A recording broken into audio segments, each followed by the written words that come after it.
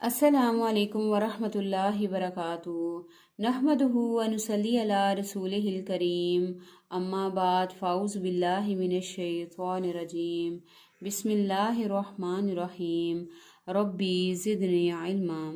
अल्लाह ताला इरशाद फरमाते हैं, या इबादी, ए मेरे बंदो, इन्नकुम तुख्तऊन बिल्लैलि वन्नहारी फस्तगफिरूनी अगफिर लकुम। तुम दिन रात गुनाह करते हो, मुझसे माफ़ी मांगो, मैं तुम्हें माफ़ फरमा दूंगा। इसे मुस्लिम ने रिवायत किया है। गुनाह में हम किसकी नाफरमानी करते हैं? अल्लाह और उसके रसूल की। और गुनाहों के असरात भी होते हैं जो इंसान की सेहत पे भी जिसका असर पड़ता है और इंसान की नेमतों के ऊपर भी इसका असर पड़ता है। नेमतें छिनने लग जाती हैं जब हम अल्लाह और उसके रसूल की नाफरमानी करते हैं। तो अल्लाह ताला ने क्या फरमाया कि तुम दिन रात गुनाह करते हो, मुझसे माफ़ी मांगो। कि अल्लाह के अलावा कोई हमारे गुनाहों को माफ़ करने वाला नहीं है। हदीस कुदसी का मफ़हूम है कि अल्लाह ताला फरमाते हैं, मैं दिन के वक्त अपने हाथों को खुले रखता हूँ ताकि रात के गुनाहगार तौबा कर लें, और रात के वक्त अपने हाथों को खुले रखता हूँ ताकि दिन के गुनाहगार तौबा कर लें। यानी इंसान को जिस वक्त एहसास हो मैंने गलत किया है, मैंने अल्लाह उसके रसूल की नाफरमानी ही की है, मुझे ऐसा नहीं करना चाहिए, तो इंसान जिस वक्त भी माफ़ी मांगे तो अल्लाह ताला का दर खुला है। अल्लाह ताला बंदे की तौबा कबूल कर लेते हैं। और अल्लाह ताला से जब इंसान अपने गुनाहों का इकरार करता है कि अल्लाह ताला मैंने ये भी गुनाह किया था, मैंने ये भी गुनाह किया था, तो अल्लाह ताला को बहुत ज़्यादा खुशी होती है। एक हदीस में आता है कि अल्लाह ताला मफ़हूम है हदीस का कि अल्लाह ताला से जब कोई बंदा तौबा इस्तिग़फ़ार करता है और अपनी माफ़ी मांगता है अपने गुनाहों की, तो अल्लाह ताला को उससे इतनी ज़्यादा खुशी होती है कि जितना कोई शख्स हो और उसका ऊँट जिसके ऊपर उसका सारा सामान हो वो गुम हो जाए और उसको ढूंढ ढूंढ के थक जाए, जब किसी दरख्त के नीचे जाके बैठ जाए तो थोड़ी देर बाद देखे कि वो ऊँट सारे साजो सामान के साथ वहाँ पे मौजूद है, और वो खुशी से ये कहे कि ए अल्लाह तू मेरा बंदा है और मैं तेरा रब हूँ। यानी खुशी इतनी ज़्यादा उसको हो कि खुशी की वजह से उसके मुंह से जो अल्फाज हैं वो भी उलट निकल आएँ। तो उससे भी ज़्यादा अल्लाह ताला को खुशी होती है अपने बंदे की कि मेरे बंदे ने मुझे रब माना, मेरा बंदा मेरे दर पे वापस आ गया है। क्योंकि हमारा दुनिया में मुकाबला किससे है? शैतान से है। और शैतान से जीतने के लिए हमें इल्म हिदायत की ज़रूरत है, और इल्म हिदायत हमें कुरान और हदीस से मिलेगा कि जिसके ज़रिए हम शैतान की चालों को पहचान लेंगे। शैतान ने ना सिर्फ हमारे वालदैन से हज़रत आदम और हज़रत हवा से दुश्मनी की, बल्कि शैतान से ये जो शैतान की हमारे साथ जो दुश्मनी है ये क़यामत तक रहेगी। वो हर इब्ने आदम को बहकाता रहेगा, हर इब्ने आदम को गुमराह करता रहेगा, लेकिन अल्लाह ने तौबा का दरवाज़ा खुला छोड़ा हुआ है। एक रिवायत में आता है कि तब तक सूरज मगरिब से तलू ना होगा तब तक दरवाज़ा तौबा का खुला है, क्योंकि क़यामत की बड़ी निशानियों में से है कि जब वो सूरज मगरब की तरफ से निकलेगा तो फिर तौबा का दरवाज़ा बंद हो जाएगा। अब हमारी तो उतनी लंबी ज़िंदगी नहीं है, लेकिन ये कि एक और रिवायत में आता है कि जब इंसान मौत के फरिश्तों को देख लेता है उसके बाद तौबा ख़त्म, फिर उसके बाद तौबा नहीं होती। जैसे फ़िरऔन के बारे में भी आता है ना कि जब उसने मौत के फरिश्तों को देख लिया तो उसने कहा कि मैं ईमान लाया मूसा और हारून के रब पे। तो बाज़ रिवायात में आता है कि आपने फरमाया फरिश्ते उसका मुंह कीचड़ में डाल देते कि अब तो ईमान लाया, आल आन, अब तो ईमान लाया कि जब कि तुमने मौत के फरिश्तों को देख लिया है। मौत के फरिश्तों को देख के बड़े से बड़ा काफिर इस्लाम कबूल कर लेता है, लेकिन गैब के पर्दे जब आंखों के सामने से चले जाएं, हट जाएं, तो फिर उस वक्त का लाया हुआ ईमान कबूल नहीं होता। तो हमने दुनिया में अपने रब से अपने गुनाहों की माफ़ी मांगनी है ताकि जब हम रब के पास जाएं तो हम गुनाहों से पाक होके जाएं। इंसान निस्यान से है, इंसान भूलने वाला है, हर इंसान से गलतियां होती हैं, हर इंसान से गुनाह होते हैं, लेकिन अगर इंसान अपनी इंसानियत में उस वक्त रहता है जब वो अपनी गलती का इकरार कर लेता है, जब वो रब के सामने अपने गुनाहों का इकरार कर लेता है कि अल्लाह ताला मैं बहुत शर्मिंदा हूँ मैंने ये काम किया, फिर उस काम से भी बाज आ जाता है, फिर अल्लाह से वादा भी करता है कि अल्लाह ताला मैंने ये दोबारा काम नहीं करना। लेकिन ये कि हम गुनाह फिर भी करते हैं। किस वजह से करते हैं?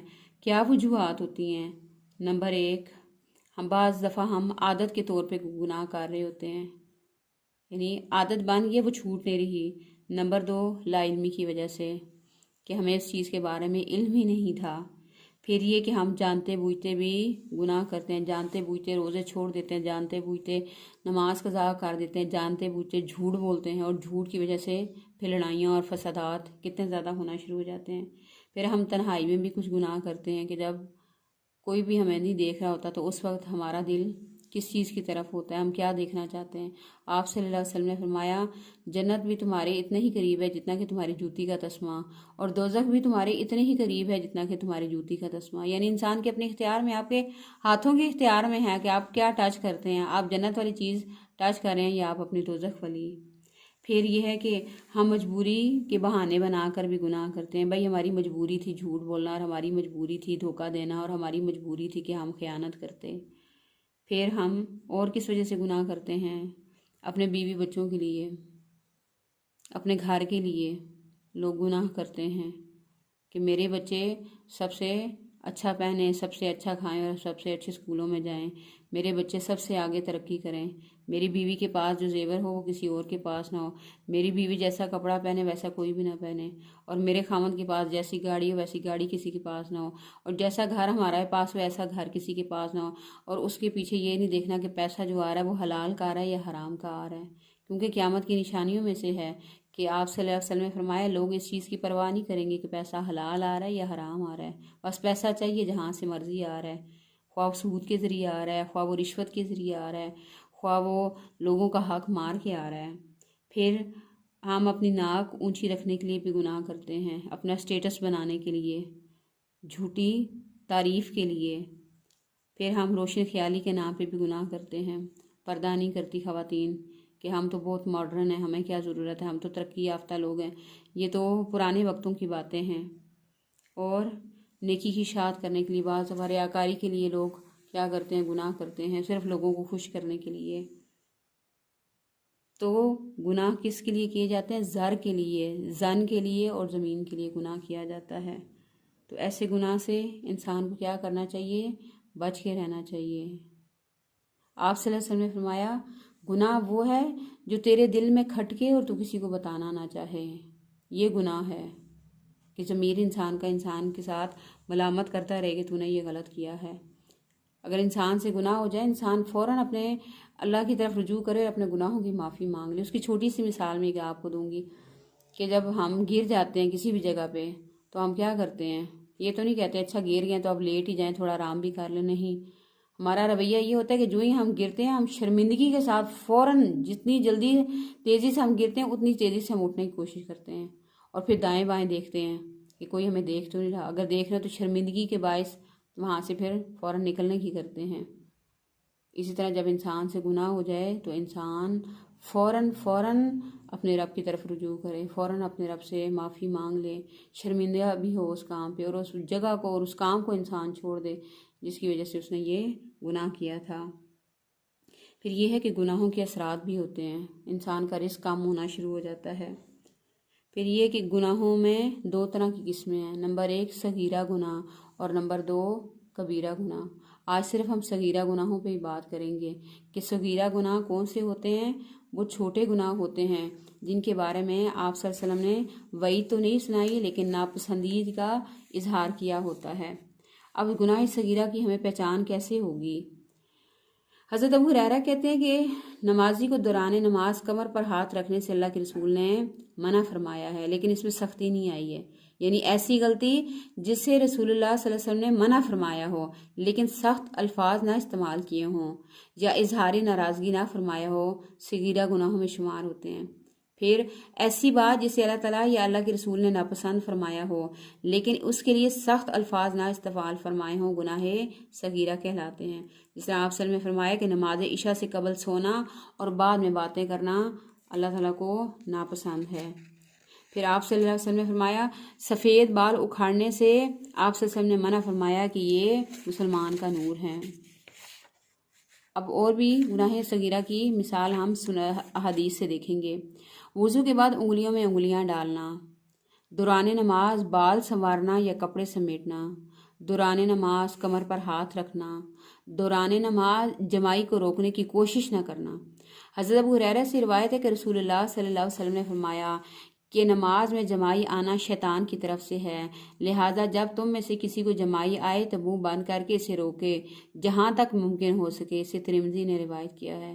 پھر دوران تشہد ہاتھ پر ٹیک لگانا، بلا عذر نماز عشاء سے قبل سونا اور نماز عشاء کے بعد باتیں کرنا، پانی پیتے وقت برتن میں سانس لینا، پیشاب کرتے ہوئے یا استنجا کرتے ہوئے دایاں ہاتھ استعمال کرنا، مساجد کی آرائش اور زینت پر فخر کرنا، درمیانی انگلی اور اس کے ساتھ والی انگلی میں انگوٹھی پہننا، بائیں ہاتھ سے کھانا پینا۔ حضرت عبداللہ بن عمر سے روایت ہے کہ رسول اللہ صلی اللہ علیہ وسلم نے فرمایا، جب تم میں سے کوئی بھی بائیں ہاتھ سے کھائے نہ پیے، کیونکہ بائیں ہاتھ سے شیطان کھاتا اور پیتا ہے۔ بعض دفعہ ایسے بھی ہوتا ہے کہ جب ہم گناہ صغیرہ کے اوپر تکبر کر جاتے ہیں، اکڑ کرتے ہیں، تو وہ گناہ صغیرہ کبیرہ میں بدل جاتا ہے۔ ایک شخص کے بارے میں آتا ہے کہ آپ صلی اللہ علیہ وسلم کے پاس بیٹھا ہوا تھا تو وہ بائیں ہاتھ سے کھا رہا تھا، تو آپ صلی اللہ علیہ وسلم نے فرمایا کہ دائیں ہاتھ سے کھاؤ، تو اس نے تکبر کی بنا پہ کہا کہ میں تو دائیں ہاتھ سے کھا ہی نہیں سکتا، تو پھر آپ صلی اللہ علیہ وسلم نے فرمایا اب تو دائیں ہاتھ سے کبھی بھی نہیں کھائے گا، اور کہا جاتا ہے کہ اس کو دائیں ہاتھ پہ فالج پڑ گیا تھا، تو ساری زندگی وہ پھر دائیں ہاتھ اپنے منہ تک نہ لے جا سکا۔ گھر میں جلتی آگ چھوڑ کر سونا، حضرت عبداللہ بن عمر سے روایت ہے کہ رسول اللہ صلی اللہ علیہ وسلم نے فرمایا، جب سونے لگو تو اپنے گھروں میں جلتی آگ مت چھوڑو۔ جس طرح اب گرمیاں آ رہی ہیں، لوگ مچھر کو بھگانے کے لیے میٹ وغیرہ جلا دیتے ہیں، تو اس سے پھر کافی زیادہ نقصان ہو جاتا ہے، تو اس چیز میں احتیاط کرنی چاہیے۔